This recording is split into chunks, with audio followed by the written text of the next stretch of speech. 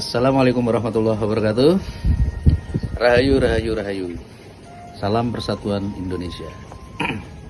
Alhamdulillah. Pada kesempatan kali ini saya ingin berbagi sebuah petunjuk ya, menyampaikan petunjuk khususnya buat saudara-saudara semua,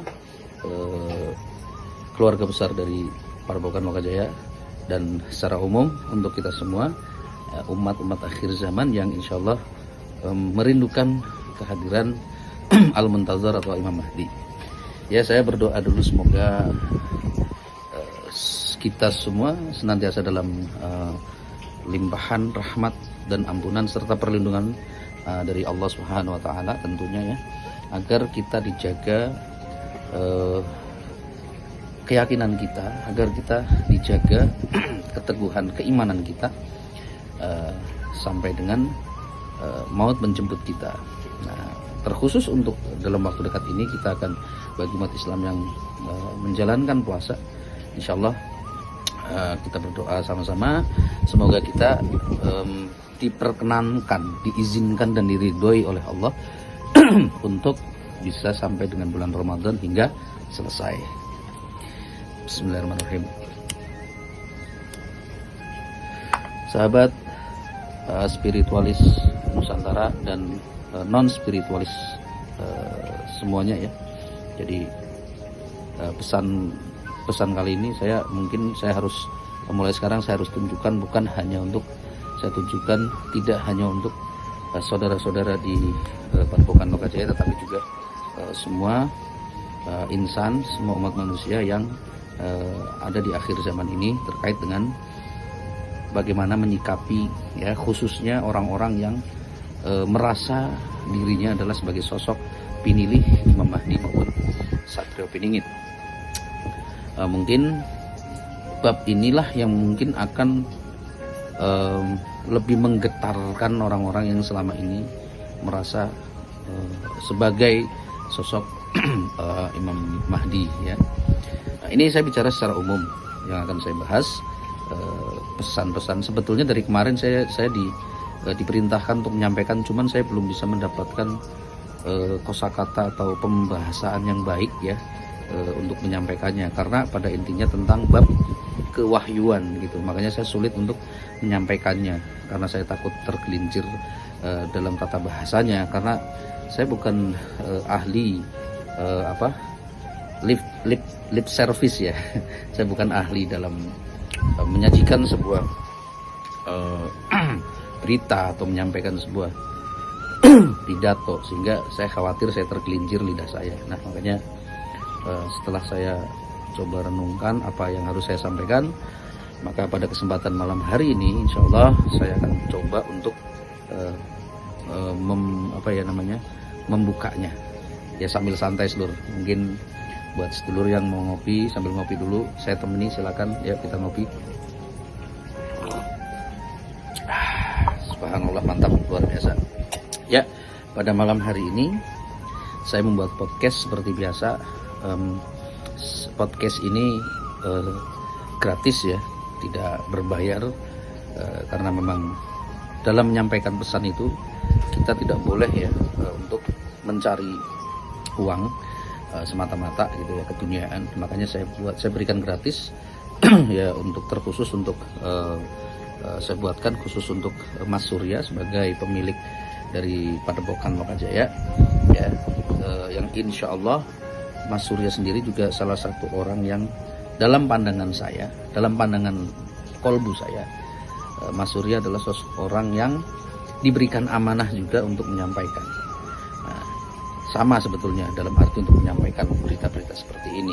Nah, cuma di sini kadang ini terkait dengan penyampaian, penerimaan dan penyampaian. Jadi kan kita akan menyampaikan apabila ada yang kita terima, take and give kan gitu.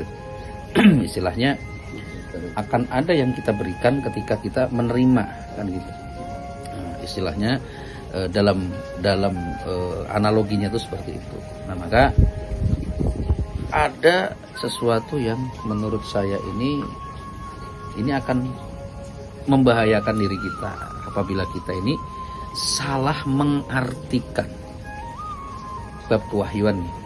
Salah mengartikan sejatinya apa yang kita terima saat itu, ya kan? Kalau kita salah mengartikan bahwa ini sebagai wahyu, maka hati-hatilah. Kenapa saya bilang hati-hati? Lah kita ini siapa kok dapat wahyu, kan gitu. Gitu aja dulu sambil ngerokok lu. Oke, jadi banyak sekali orang yang GR. Bukan gerak rasa ya, tapi gede rasa. Dengan menganggap sesuatu atau sosok yang hadir menjumpainya gitu. Dari sosok cahaya ya tentunya, sosok cahaya yang menjumpainya atau suara atau apapun yang menjumpai dirinya yang padahal pada saat itu ingin menyampaikan satu petunjuk untuk diri kita. Nah tetapi karena kegeeran kita tadi, karena GR, karena kita merasa yang sebetulnya itu adalah petunjuk untuk kita agar kita itu bagaimana, justru terbalik. Kita merasa gitu. Monggo, nih monggo, hati-hati. Matur suwun. Assalamualaikum. Salam. Jadi ya ini kita banyak saudara di sini, ya saudara-saudara satu rasa lah, sama-sama yang sedang menanti kehadiran sang pinilih tentunya ya. Ya insya Allah mudah-mudahan kita semua dipertemukan dengan beliau nanti. Kembali pada topik yang ingin saya sampaikan bahwa jadi pada akhirnya ketika kita dijumpai sosok cahaya ya, kemudian kita menganggap saya mendapatkan wahyu. Wah ini kan sosok cahaya ini kan harusnya kan datangnya kepada sosok sang pinilih nih, satu piningit nih atau apa nih misalkan, sosok cahaya begini. Nah kok datang ke saya? Oh berarti saya yang terpilih? Belum tentu, ya kan? Dan sebetulnya sosok cahaya itu, dan pertanyaan saya, yang memberi wahyu itu siapa? Yang memberi wahyu itu kan Allah. Allah menurunkan wahyu kan gitu. Dan kita ini siapa? Level wahyu itu diberikan pada para nabi gitu.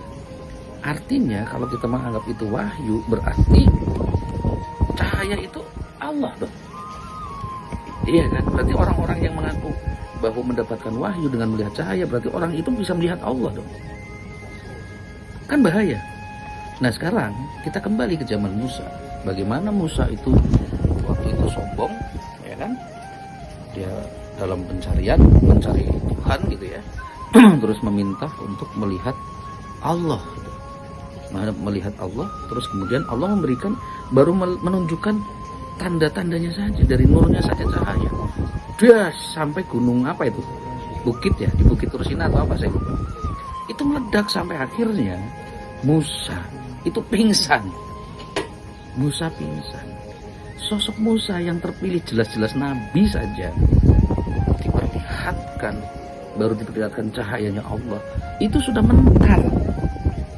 Lah kok kita orang yang cuman belajar ma'rifat lewat mursyid, orang yang belajar dengan bertapa, orang yang begini begitu, kok terus melihat didatangi sosok cahaya, terus dia merasa bahwa dia itu mendapatkan wahyu. Orang yang cuman belajar ma'rifat lewat mursyid, orang yang belajar dengan bertapa, orang yang begini begitu, kok terus melihat didatangi sosok cahaya, terus dia merasa bahwa dia itu mendapatkan wahyu. Lah kowe sopo kan gitu. Jadi jangan GR. Nah ini jangan sampai, maksud saya yang saya sampaikan itu bukanlah wahyuan, karena wahyuan itu sejatinya ya itu datang itu hanya untuk, kalau bahasa versi saya itu adalah untuk para nabi. Kalau untuk kayak kita ya, apalagi ini bicara bab akhir zaman nih, saya agar lebih hati-hati ngomongnya nih. Bab akhir zaman ini, ketika ada yang dijumpai sosok cahaya, sebetulnya itu tuh ada satu perintah atau petunjuk buat kita bahwa apa? Yang artinya pertama, apabila nih jenengan didatangi oleh sosok cahaya itu. Artinya apa? Satu, berarti jenengan ini orang yang benar, orang terpilih. Tapi untuk apa? Nah ini jangan sampai tergelincir. Sosok yang terpilih untuk misalkan bagiannya kan masing-masing. Jadi semua yang mendapatkan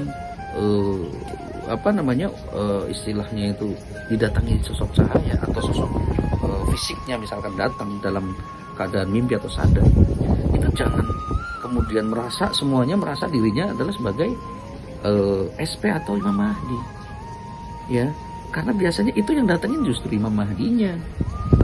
Imam Mahdi mendatangi baik menggunakan cahayanya atau menunjukkan sosok fisiknya, ya kan, menjumpai para pengikutnya atau 124.000 pasukannya.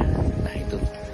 Jadi kemarin saya menyampaikan ya, bahwa dari 2005 hingga sampai dengan detik sampai dengan nanti kemunculannya Imam Mahdi, itu Imam Mahdi itu sudah bekerja secara kegaiban. Secara zahir sudah ada, ya sudah ada pastinya. Ya sekarang bagaimana Imam Mahdi itu zahirnya tidak muncul tiba-tiba plek muncul turun dari langit sudah besar seperti kayak kita gitu, enggak, kan sudah ada, iya kan? Ya sosok pemuda yang istilahnya sudah mapan lah ya. Berarti kalau pemuda udah mapan kan, kalau berdasarkan Rasulullah saja mendapatkan wahyu, berarti kan umurnya 40-an ke atas ya, 40, 41, 42 gitu kan gitu. Ya, kisaran segitu ya. Nah artinya apa? Berarti kan Imam Mahdi sudah ada. Cuman kan kita nggak tahu nih fisiknya di mana, karena beliau masih bersembunyi dalam terang.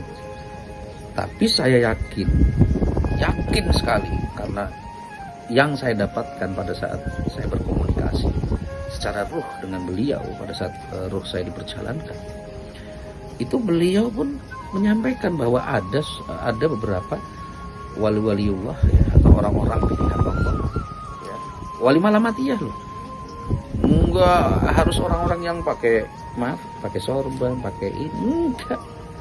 Banyak wali-wali yang kita tuh nggak tahu kalau sebenarnya mereka itu wali. Nah itu yang didatangi, yang udah kenal atau yang udah ketemu secara fisik. Ini saya mendapatkan pesannya seperti itu.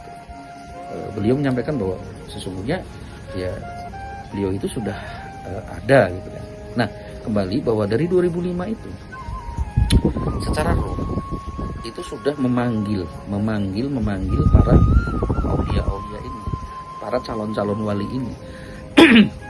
Nah, di mana wali itu? Ya tentunya wali murad ya, yang artinya belajar kewaliannya itu melalui ya insan kamil mukamil ya istilahnya atau apalah. Karena saya mohon maaf, saya bukan ahli hadis, bukan ahli Quran, jadi saya nggak terlalu paham detail tentang itu. Yang penting prakteknya saja kalau saya, prinsipnya gitu. Jadi para wali ya, calon pengikut Imam Mahdi ini dari 2005 sudah didatangi secara ruh, ada yang secara zahir. Secara ruh didatangi atau entah dalam mimpi, ini sampai dengan nanti detik-detik kemunculannya Imam Mahdi. Nah, banyak tergelincir di situ, banyak sekali yang tergelincir. Yang tergelincir itu yang tadi yang yang di awal saya sampaikan bahwa mereka beranggapan bahwa mereka itu mendapatkan wahyu. Padahal itu tuh satu petunjuk narik gitu loh. Jadi Imam Mahdi itu sedang memberikan sinyal untuk menarik para pasukannya ya, itu untuk ya istilahnya itu kalau kemarin yang saya terima itu beliau menyampaikan untuk memberikan sinyal tentang keberadaan sosok beliau gitu. Nah di sini kita jangan sampai merasa bahwa oh berarti saya nih sosok SP ini, atau oh berarti saya sosok Imam Mahdi gitu. Nah ini banyak yang tergelincir karena merasa gitu. Mohon maaf, sambil ngerokok lur sampai habis nih. Waduh, nggak diisep sayang dari tadi.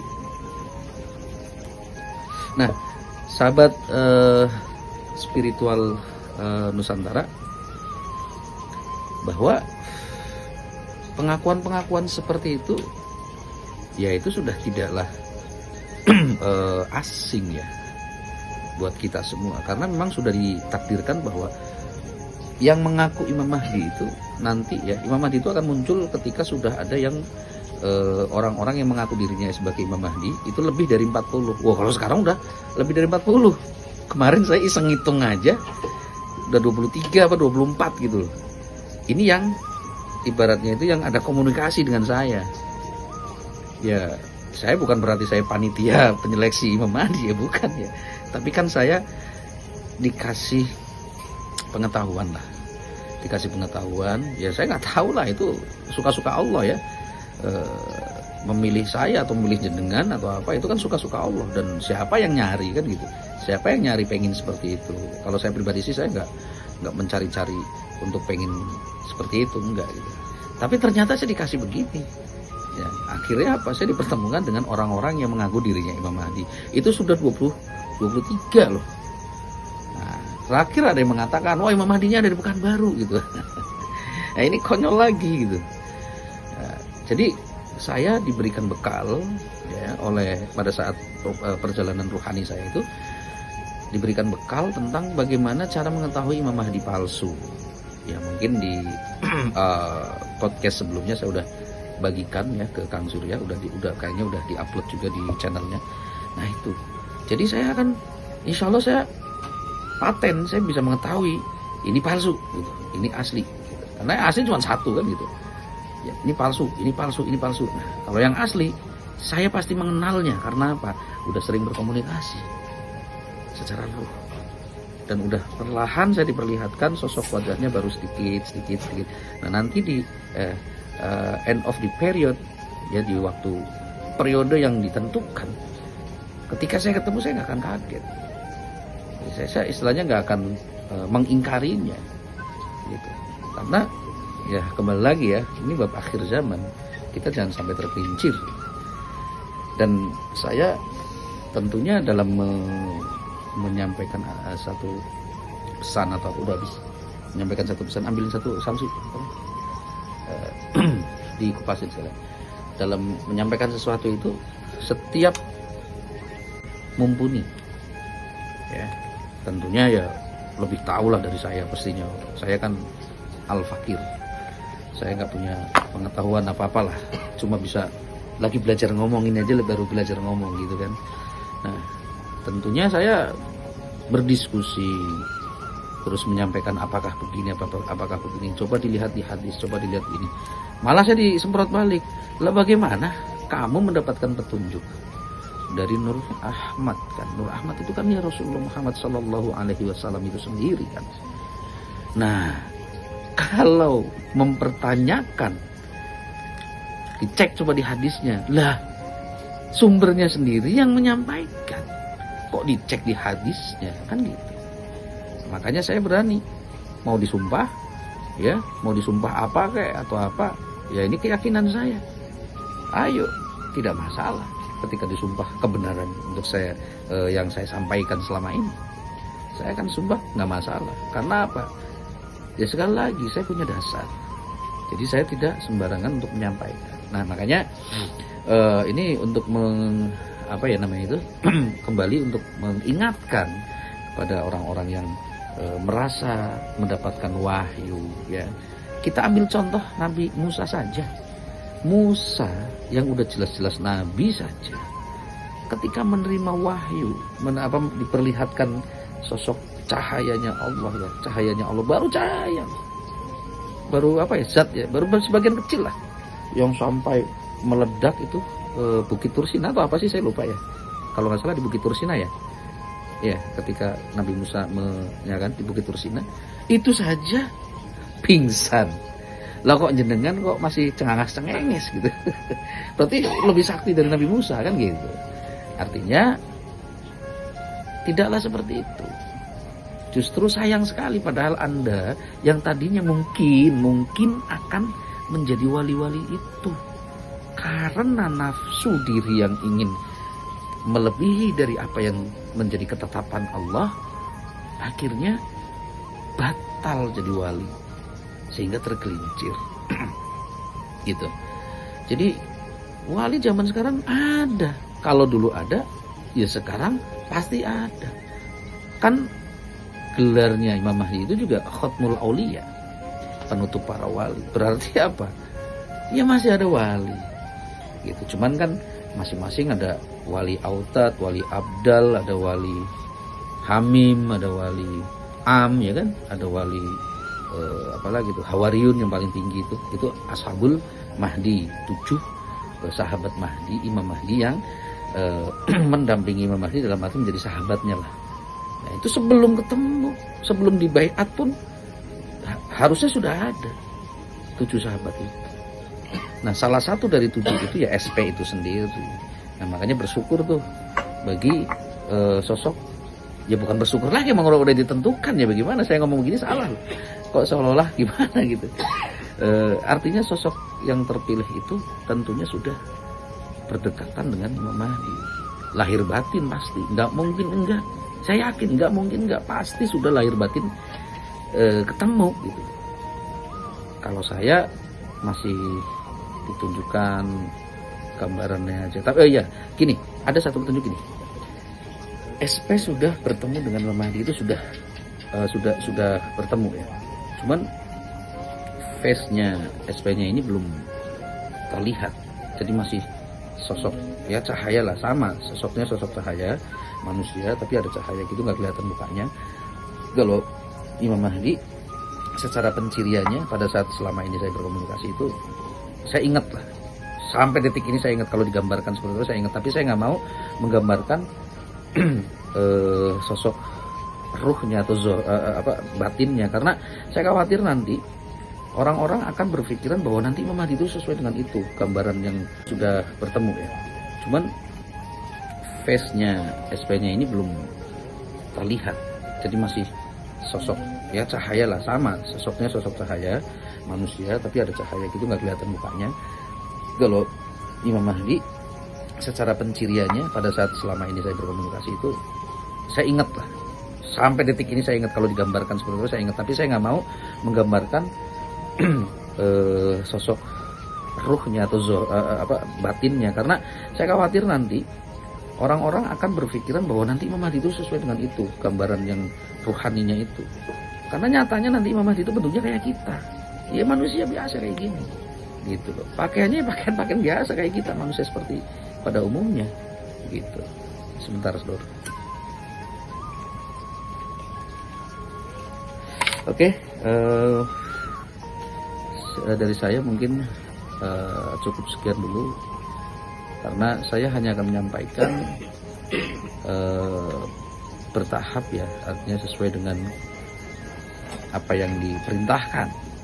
Jujur sebetulnya banyak sekali alhamdulillah pengetahuan-pengetahuan yang saya dapatkan, namun rahasia, saya nggak boleh untuk sembarangan menyampaikan karena belum waktunya. Ya intinya saya cuma bisa berpesan untuk diri saya pribadi dan kita semua, ayo senantiasa kita belajar dari sekarang. Allah untuk yang muslim ya, dan non muslim pun bisa, boleh, monggo silakan, tidak ada yang larang. Zikrul qalbu Allah, supaya apa? Hati kita terang, qalbu kita tenang, dan akan ada yang menuntun untuk nanti kemudian dipertemukan dengan sosok Al-Muntazar Imam Mahdi Ratu Adil yang nanti akan menjadi pemimpin dunia, yang akan memakmurkan dunia. Saya kira itu saja dari saya. Kita berjumpa lagi pada podcast selanjutnya yang insya Allah saya akan sampaikan secara bertahap. Mohon maaf lahir dan batin apabila ada sesuatu yang menyinggung saudara-saudara semua, dan maafkan juga karena sebentar lagi kita akan puasa ya, Ramadan. Semoga kita bisa melalui bulan Ramadan ini dengan penuh semangat, dengan penuh keikhlasan, dengan penuh lillah ya, karena Allah, bukan karena manusia. Assalamualaikum warahmatullahi wabarakatuh. Rahayu, rahayu, rahayu. Salam Persatuan Indonesia.